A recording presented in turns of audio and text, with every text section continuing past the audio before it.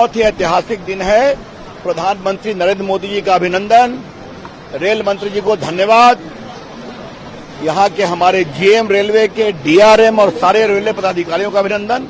लोग पूछते थे पटना से वंदे भारत कब चलेगी, अब दूसरी भी चल गई। बहुत मैं खुश हूं। अब मैंने मांग की है, कोशिश करूंगा कि एक पटना दिल्ली में वंदे भारत चले। मैंने सुना है कि नीतीश कुमार जी को भी बुलाया गया था, अच्छा होता चले आते। तो नहीं, लेकिन अब चलिए लालू जी से मिलने गए, लेकिन चलिए अब छोड़िए, आज मुझे कोई बहस नहीं करना है। आते तो अच्छा लगता, और रेल मंत्री भी रहे ना। अरे कभी तो बिहार के मुख्यमंत्री बड़ा हृदय दिखाएं। धन्यवाद। चलिए।